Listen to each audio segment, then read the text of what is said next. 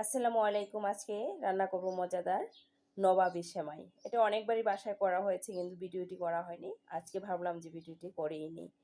দেখেন অনেক সুন্দর হয়েছিল এবং অনেক মজার হয়েছিল। সত্যি খুবই মজার। চুলায় একটা ফ্রাই প্যান বসিয়েছি আর এটার মধ্যে দিয়ে দিলাম 2 টেবিল চামচ ঘি। আমি আড়ঙ্গের ঘিটা নিয়েছি, আপনারা আপনাদের পছন্দের ঘি নিতে পারেন। ঘি গরম হয়েছে, এর মধ্যে দিয়ে দিচ্ছি কিছু চীনাবাদাম আর হলো কিশমিশ। কিশমিশটা ভেজে আমি তুলে নিব। ভাজা হয়ে গেছে, তুলে নিচ্ছি।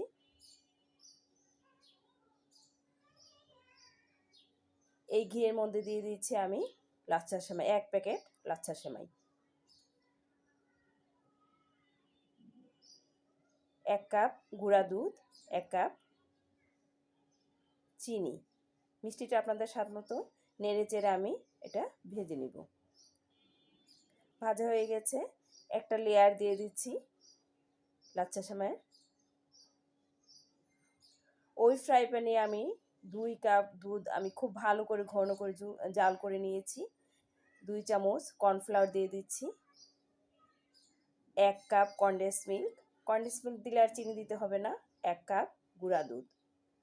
আমি কিন্তু চুলাটা এখন অন করি নাই, অফ আছে। এখন ভালোভাবে মিশিয়ে নিতে হবে আর নাড়তে হবে, না হয় কিন্তু লেগে যাবে নিচে দিয়ে।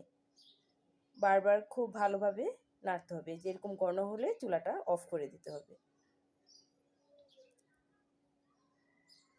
এখন এই গ্রেভিটা দিয়ে দিচ্ছি ভেজে রাখা, যে বিছিয়ে দিয়েছিলাম সেমাইটা, এটার উপরে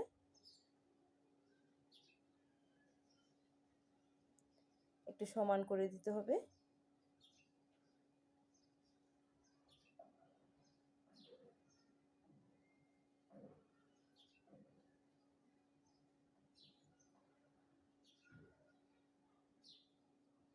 বাকিটাও ঢেলে দিচ্ছি,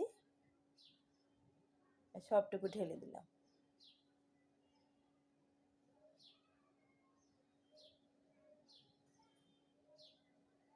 এখন বাকি যে সেমাইটুকু রেখেছিলাম সেটা দিয়ে দিচ্ছি, সেটাও ভালো করে বিছিয়ে সমান করে দিয়ে দিতে হবে।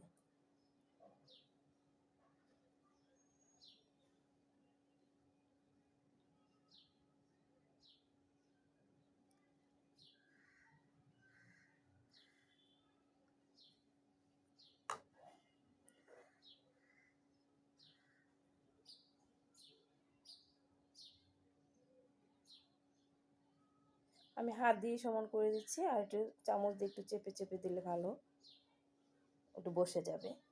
এটা ফ্রিজে রেখে তারপর কিন্তু খেতে হবে। এখন আমি যে ভেজে রেখেছিলাম বাদাম আর কিশমিশ, সেগুলো দিয়ে দিচ্ছি।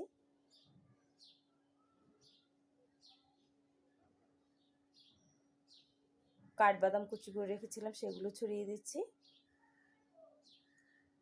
এখন 1 ঘন্টার জন্য আমি ফ্রিজে রেখে দেব।